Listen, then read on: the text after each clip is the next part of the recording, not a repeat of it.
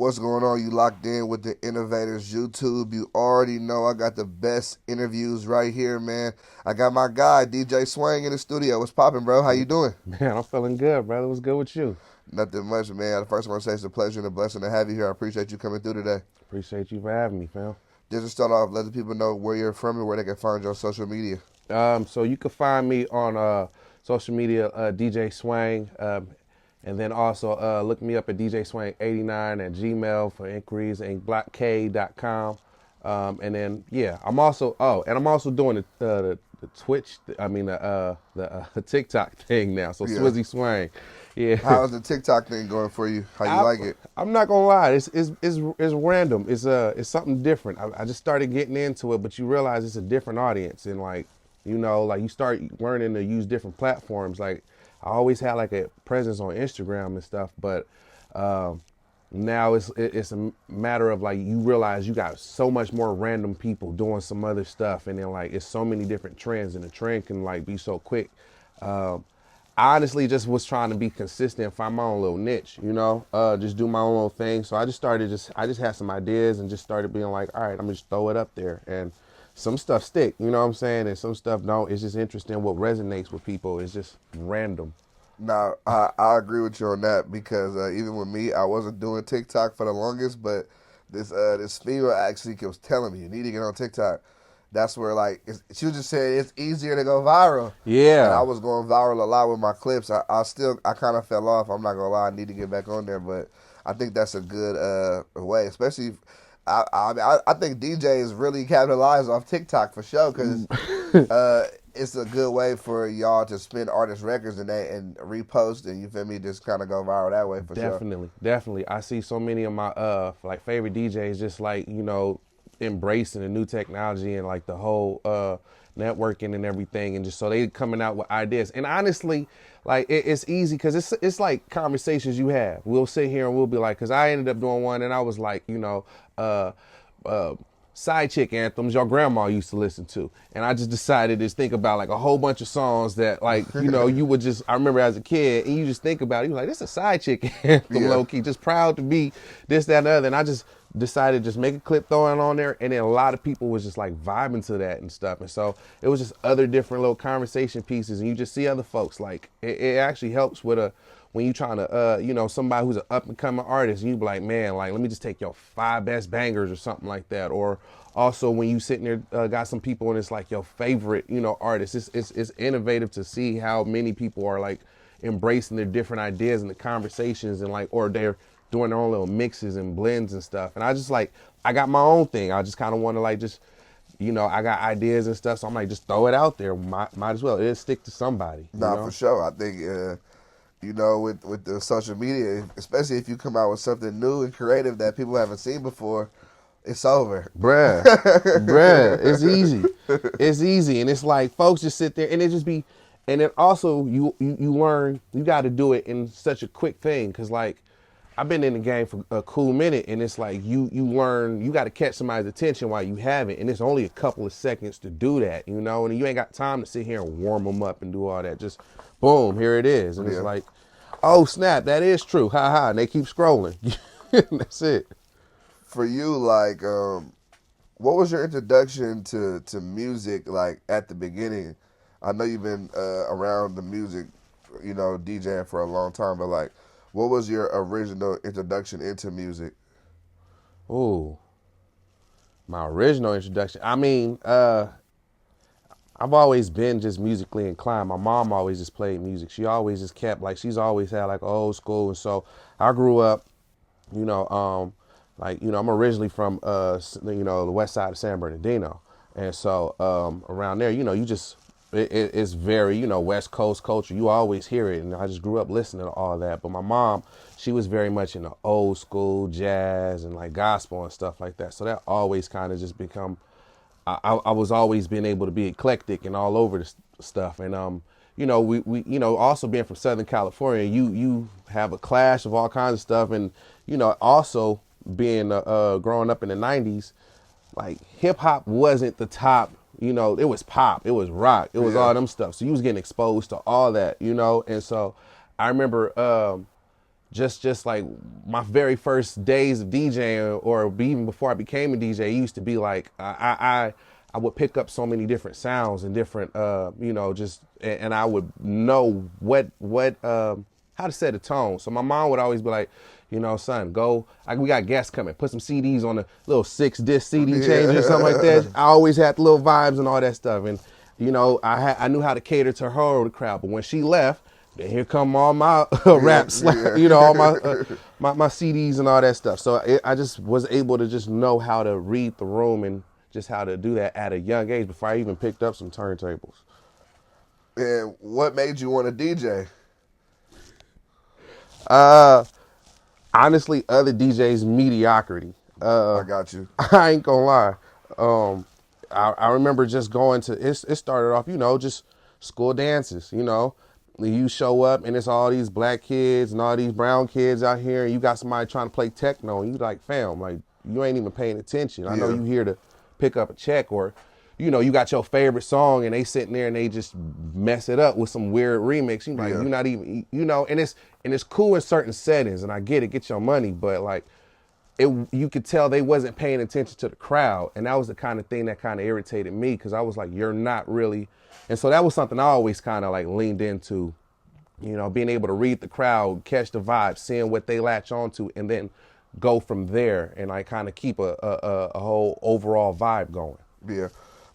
How important do you feel it is for DJs to watch the crowd and pay attention to the crowd reaction while they're DJing? Oh, it's completely like, it's crucial. You can't, I don't care how much you got a routine and you think this whole, like you worked on it and you think, I already know. Sometimes you can tell, like, you'll be in a different, like I learned, for instance, SoCal, NorCal. There's certain songs that just hit different. You know what I'm saying? Like, you go out here, you got to go ahead and hit them with some Bay classics. You want to hit them with some new stuff, but also you want to hit them with what they can resonate. And then some of that stuff could work in SoCal, but at the same time, you got to hit them with what they locally hear. And then especially if you trying to travel and go all over the place, I can't tell you how many times you go somewhere and you show up and they're like, are you from the West Coast? Yeah. You be in Atlanta. You be out in New York and they be like, West Coast. And all of a sudden, the only song they play is California Love. You be like, bruh, it's been years. Yeah. You know what I'm saying? Like, we got other stuff, new stuff coming out here. People, new classics already, Yeah. And you got to respect the other stuff. You got to listen to what they doing, and you got to be one with the crowd, No, for sure. Yeah. Something I did want to ask you, what was the transition like for you moving from San Bernardino out here to the Bay? Oh man, NorCal, like, was it a big switch for you? It was. So like, I've always been like, familiar with Northern California. I got family out here in Oakland. I feel like that's kind of the story about living in California. You either from one, the north or the south, but you got family up and down the state. And so we always blending and stuff, but I didn't recognize I remember, being in school, and then when the hyphy movement came out, and it was like, oh, okay, we was really like, but we've always known about like, the Bay. We always known about Oakland. It's always been like hometown and everything like that, because it's always been like, we got family out that way. But when I came out here, you was like, oh, it's deep. Yeah. Like, it ain't just, Oakland. It's like, it's all these other different areas, Vallejo, you realize it's like all these, Sacramento got their own sound, and you realize like there's so many different areas, and it's like, oh, okay.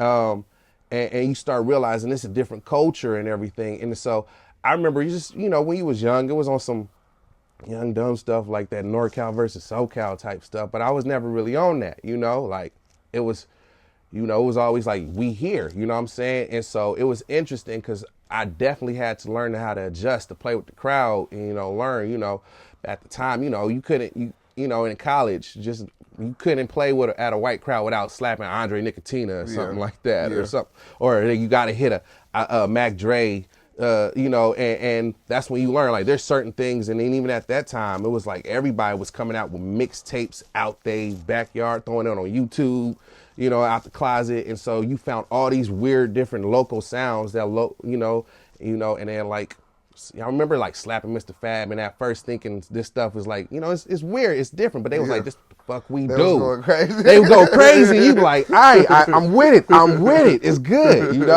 I remember just walking around and just people like playing with my nose. And I'm Yeah. like, what the fuck does that even mean? You know Yeah. what I'm saying? And then you also learn the lingo.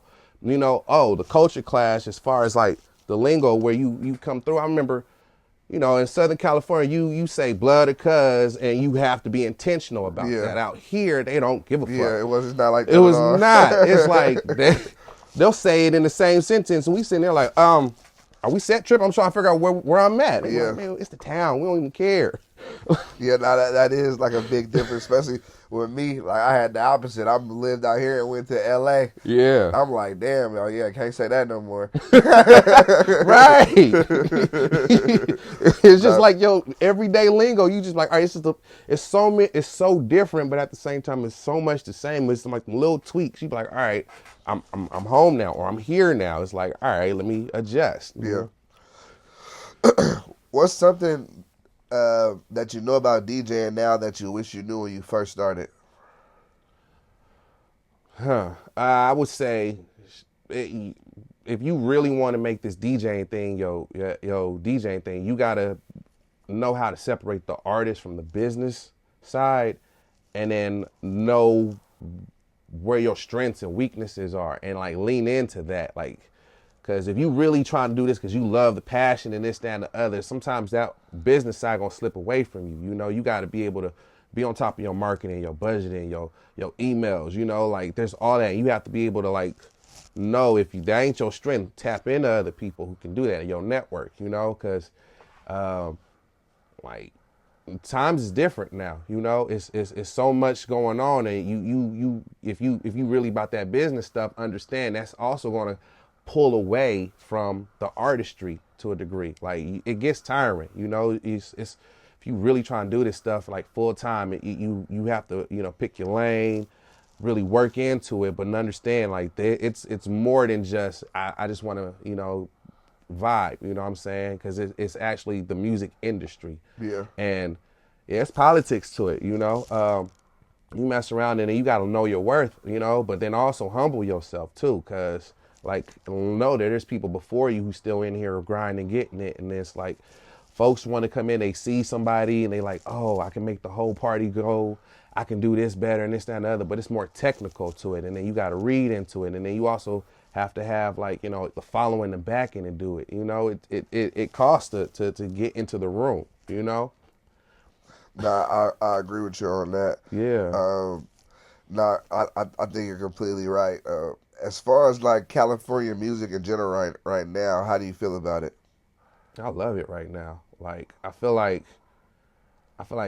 at this moment, like California music is all over the place. Like you got so many different artists, coming out with so many different sounds and everything, and it's just like both regionally, and everybody sound different. Everybody got different flows. Everybody got different cadences, and they speak to different crowds, and it's like, all right, some stuff I'm like, all right, I can get into that, and it's interesting because it's like when you step out and you see folks and you see how they react to it, you're like, okay, I get it, and we're in this way where everybody's just kind of like, I don't give a fuck, this is how I sound. I'm just gonna do my own thing. I'm just gonna, and you realize somebody's gonna rock with it, and at this moment it's just kind of like hard to figure out who, when, and where. You go to some place, it's like, all right, so I'm here, so this is what y'all rocking to, I'm gonna play this. And folks, is sometimes I like to hit people where they least expect it, but there's so many different sounds coming out the West. No, I agree with you on that. It is a lot of different music coming out. How does someone make DJing a full-time career, and how long do you think that would take somebody to do? Oh man, I'm not gonna lie. To be honest with you, it's waves. Unless you're like really a top DJ doing stuff, you have to be prepared to have, you have to have a strategy. You know what I'm saying? You have to have there's different types of DJs. You know what I'm saying? You got the DJs who do the clubs. You got the wedding DJs. You know, I dabble in all kinds of stuff like that. And you have to understand, stuff comes in seasons. You know, it's not sustainable. You have to always have a plan B just in case. You know, there's a lot of DJs who DJ, but then they also teach music or something like that. Or you realize you have to lean into that, because unless you are a top tier DJ and you getting paid hundreds of thousands of dollars or thousands of dollars to show up every night, and you constantly book going here to Vegas, you know, you'll realize it's more humbling. And it's like, all right, keep your day job, you know, and then like you got to learn how to do that. And then, you know, you have to learn your strategy and how to wiggle during the certain times, and know this is festival season. This is wedding season. This is the holidays. You know, people gonna need you for that. You know, there are a lot of birthdays, and then also you got to be mindful of how you market yourself. You know, like, I'm not gonna lie. Like, I've been, you know, especially coming into you learn there's a lot more politics when it comes to this stuff. It ain't so much as I tell you. I remember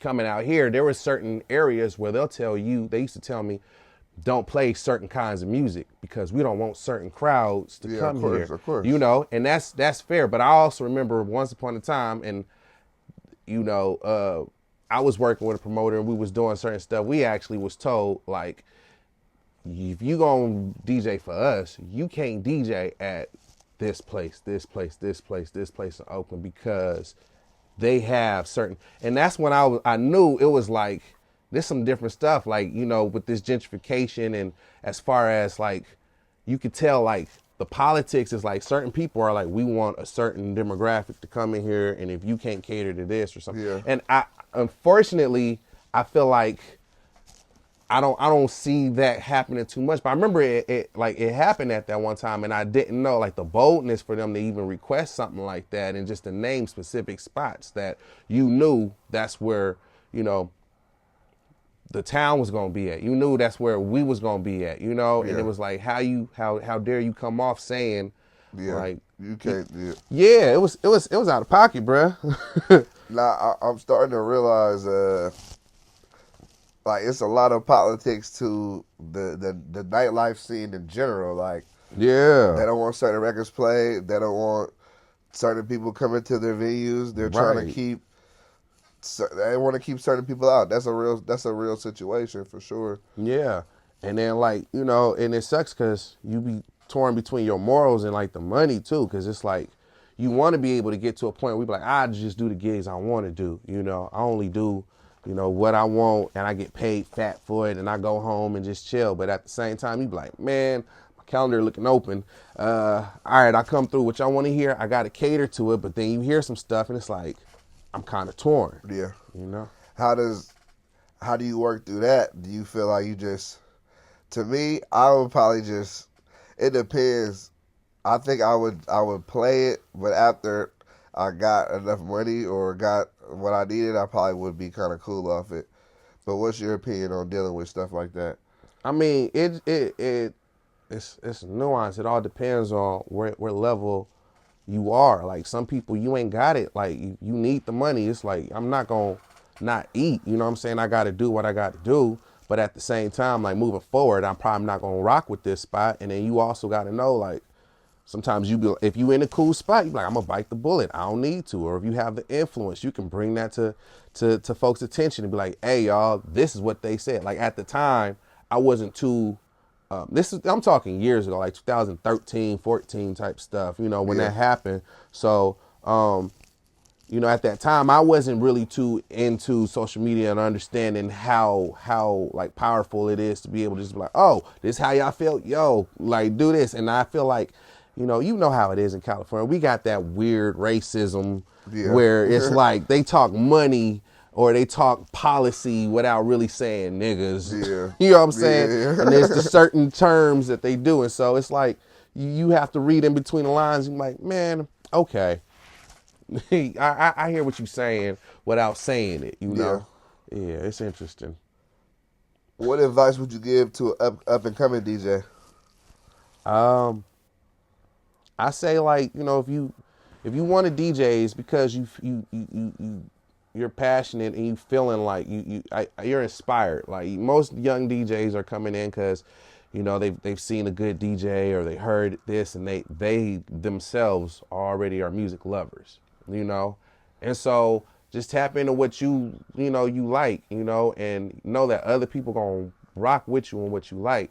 But also know that if you decide you want to expand and get bigger, like it'll take some time. You know, you have to be able to listen and hear other different genres and stuff. And you gonna learn like this becomes a bigger music journey than just like, I listen to this type of music, you know, because you're gonna mess around, hear some funky stuff or have to get into a different crowd and this, that, and other. You got to be adaptable. Yeah. No, I do agree with you on that. DJ definitely has to be adaptable. And like you said, like you might be DJing a wedding, you might be DJing the club, you might be DJing a birthday party. Yeah. Usually if you DJing somebody's birthday party, they might give you a whole bunch of records they want to hear. Fam, like, so, like, it happens so many times. I mean, honestly, my very first DJ experience, I remember, it was like, I got my equipment. I was young. I was in high school, and I was just like, I remember a classmate of mine was like, my little brother's doing the DJ, need a birthday, got a birthday party and needs a DJ. And I was like, I got you. You know, I just got my stuff. I do hip hop and R&B. You know what I'm saying? She was like, cool. We classmates. It's all good. Yeah. We pull up. San Bernardino, West Side, like, you know, so like the whole family was just full, like, just like Mexican. They wanted like banda, for, you know, like all kinds of just, you know, just real Spanish music and stuff like that. And I was just like, if anybody got any CDs, I take requests, feel free to come through. And they brought them in here. And so I learned at that point, you got to be adaptable. And then also the birthday boy himself, like he was cool and he was happy with like the dancing and like, you know, with that. But when it was time for him to do his thing, he was in hard metal, rock. You know what I'm saying? Like, and so, you know, it was at that point I was like able to like blend, like, okay, I could play a little hip hop and R&B for the people, my classmates. Yeah. But then for their friends and family who are there, who are more traditional, you got to have stuff culturally for them. Yeah. And then you also got to know who the person is. Like, it's the birthday boy. You got to have something for him. Yeah. They went crazy on that pinata when I was playing that, like, heavy metal and all that, you know?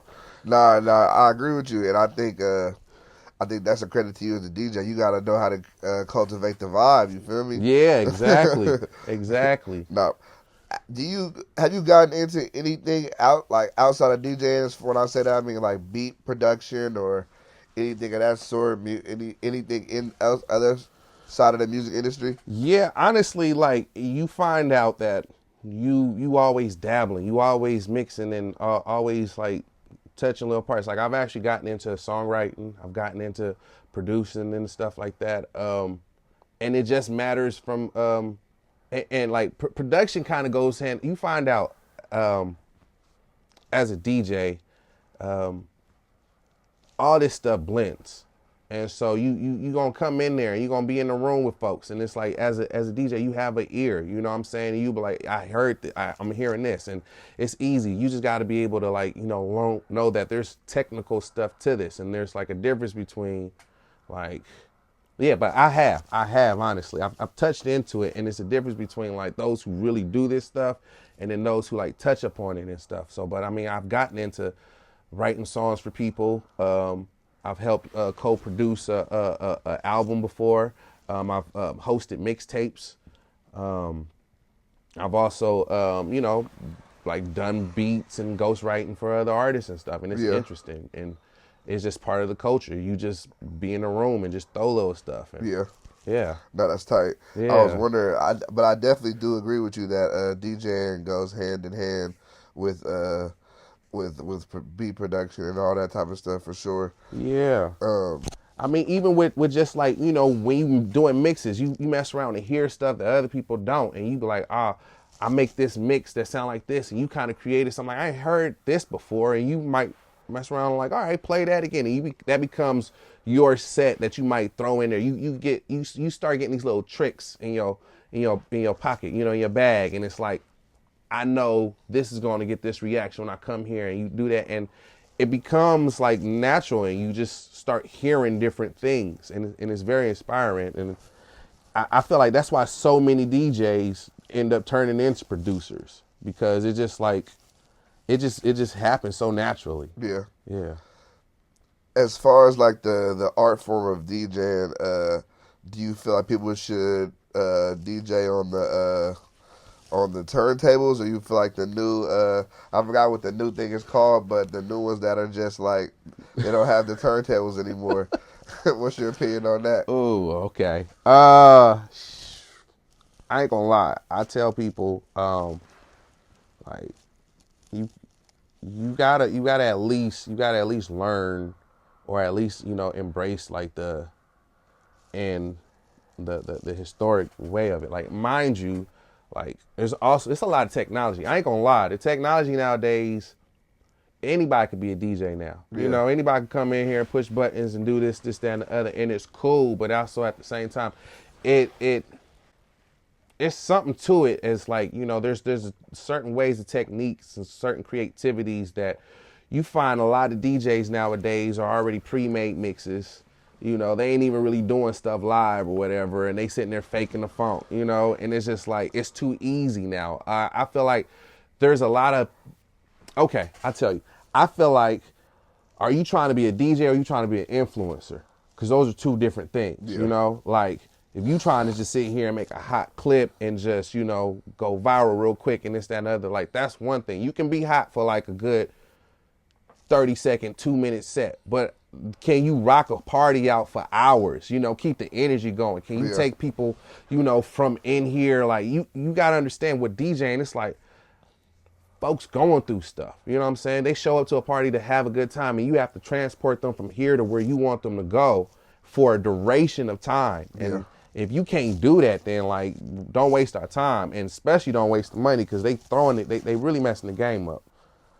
Nah, I get you on that. I definitely wanted to get your opinion on that because, like before I got the interview, I worked at a radio station, and there was two different type of DJ equipment. They got like the actual turntables, the Pioneer type DJ. Then they got like the Rain actual, you're DJing actual discs, and that's like to me it's two different things for sure. The other one's definitely, of course, easier, but like. I like some people preference, they like, nah, I need actual turntables. Like, bring those out. Like, yeah. I mean, you got those people who like, study the tradition and learn this, that, and other. I ain't gonna lie, like I was able to rock with like actual vinyls due to other DJs, but when I got in, it was CDs and stuff like that. And I'm not even gonna lie. And then but then you at that time, you would show up to a spot and they'd only have vinyl. And so you had to learn. Yeah, exactly. You had to learn, And so you have to be versatile, because there's certain places, you couldn't play at, certain places like, 4 or 5 sessions or something like that. And you don't know how to work a 4 or 5, you know what I'm saying? 45 is like, what you doing, And then, so you realize like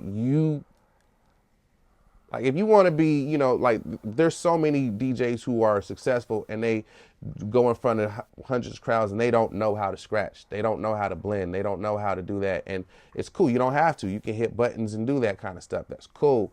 But then also like know that there's also, there's a community of DJs, and they watching for that stuff all the time. I mean, for sure. I didn't even know, but when you have friends that are DJs, they start letting you know, like, man, he not even doing it. Bruh, like, your hand was off. This, that, and the other. Why your placement is? I remember one time I posted something like, it was the phase, and this is like needleless, turntables, and I placed it on there, and somebody was like, why your record bent? I'm like, I don't need to worry about having a bent record no more. It's different now. And it's but the community, like, then you also got those people who, you can't battle somebody doing this yet. I can't see that, as opposed to somebody who actually is able to juggle and do different types of techniques. Like, we ain't there yet, it's levels to it.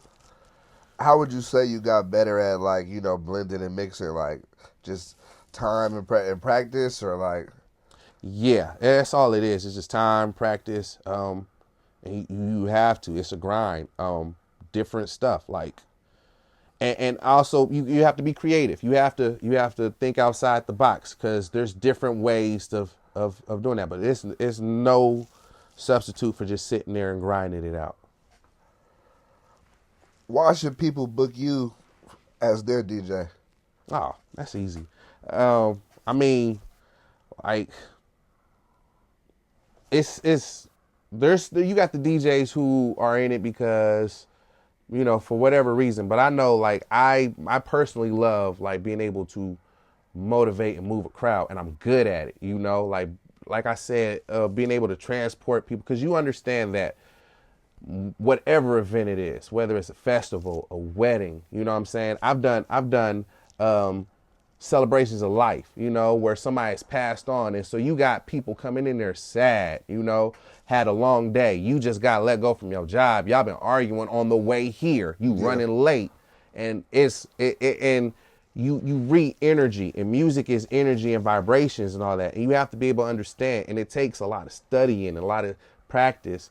And to be able to transport people from where they are and be like, all right, y'all, so we gonna get y'all to move, and to get somebody out their seat and get them dancing, like it's an artwork, it's science to it, and I feel like I'm really good at being able to tap into that science. I've been studying that science for years now, almost 2 decades. And it's one of those things where a lot of people don't really recognize that there's so much to it, rather than just looking at numbers and lining up the little lines on the thing. It's like psychology behind it. It's a lot of just yeah. It's crazy. And so I feel like with me, I'm really that's where I excel at as far as doing that. No, I got you. Yeah. What do you think has changed in your DJ style and you as a DJ in general over the years? I say,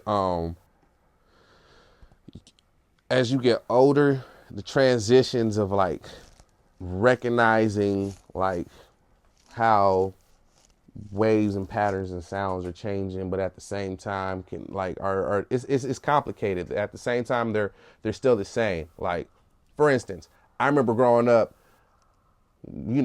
hip hop, 90s hip hop and everything, our parents saying, all y'all doing is just remixing our stuff. And you be like, what are you talking about? And everything was samples. We at that age now where the hot new songs are like remixes of stuff we listen to. Yeah. And it's like, y'all really like, all right, so you got to learn, sometimes it's this is cool, but it ain't the same. Or you have to embrace it. You be like, this actually is a cool little thing, and still have respect for everything, and realize like as you get older, it's like you're not the young hot dude. Like you'll sit here and walk into a spot, you be like, this what y'all listening to? Yeah. Like Nah, I feel that way, and I don't feel like I'm old, but shit, I feel that way. A lot of times, I'm like, even what people are listening that are like 17, 18 is different from what I'm listening to. Right. Like, it's crazy to think that, but like, right. music is always changing. There's always somebody new coming in, and a lot of times with the younger generation, they latch on to newer artists that are around their age who they rock with, I'll give you an example. I remember when we was like, college and everything, and we had, like Lil Uzi Vert, Lil Yachty and all them was coming out. You know what I'm saying? I remember a lot of the old head traditional folks was like, these people won't last. Yeah. They'll be here for a couple of years and they just trend. Like, these dudes is considered like rap gods to like these young folks now. You know what I'm saying? And it's like, and just, it's amazing to see how like you'll sit here and you be like, man, the standards of hip hop and how it's supposed to be, they're not doing this. And it's like it shifts, it changes, this, that, and the other, and it's like, yeah, you got to move over. It is what it is now. Yeah. No, straight up. Is there anything that you want the people to know before you get out of here, like where they can book you? Anything you want to let them know before you get out of here? Yeah. So yeah, DJ Swang Illy the Monster. Also, the people also call me Swizzy Swang. I'm all over the place. I'm an international DJ, and that means if I've DJ'd from California. I'm not just a West Coast DJ. I DJ all over the place, so it's easy for me. I'm willing to travel. It's not a problem. I've done festivals. I've done everything, and so it's been a beautiful journey. I've met so many legendary like DJs and so many people who are like, wow, like you DJ'd for this person, you know what I'm saying? Like, or and you learn and pick up so many things, and shit. I mean, to be honest with you, it's a lot. I'm appreciative of the journey I'm on right now, and I'm excited for as much as I can go because it's so much more going. But my Instagram is Swang Illy DJ, and then also you can find me Swizzy Swang, and then my brand is Ink Block Kaleidoscope. So that's you can find me at inkblockk.com. With my sweaters and everything, and yeah, it's a whole little movement. It's all about like just everybody has their own little version of like their own little piece of happiness when it comes to like their own little event or something like that. And that's what I bring. Like I try to tap in like, well, this is what you want. Let's make that happen and let's get people to where you want it to be. And that's what I bring. It's like, I got a saying, it's like, what the fuck is normal? Like, cause there's nothing when it comes to normal, especially when it comes to this music stuff. So yeah, DJ Swang, Swang Illy DJ, and Swizzy Swang on other platforms. For my final question, I actually got two questions. Yeah. What is the biggest event you've DJ'd, and what is your favorite type of event to DJ? Oh, okay. I would say by scale, the biggest event I've DJ'd was San Francisco Pride. And that was crazy. That was thousands of people. That's a lot of people for sure. Yeah. And just having the opportunity to go out there and just, rock with those folks, who allowed me on the stage it happened it was such a fluke, and it was like, just go ahead, do that, and I did that, and be able to like get the whole crowd and everything. That was amazing. So that was my biggest, and I ended up doing Vegas Pride as well. Yeah. And then my favorite types of events, I'm not gonna lie, I love doing weddings because weddings is always like it's like individualized family reunions, and it's like you kind of tapping in and like doing this, like it's interesting. I like doing weddings, but then also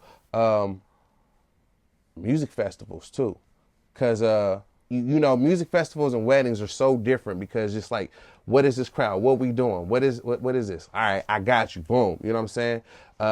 Be able to just go into this different area and be like, this how I'm a rock, and then showcase what I got going on, but then also kind of make it relatable to them. That's cool. Is those different types of showcase type of shows.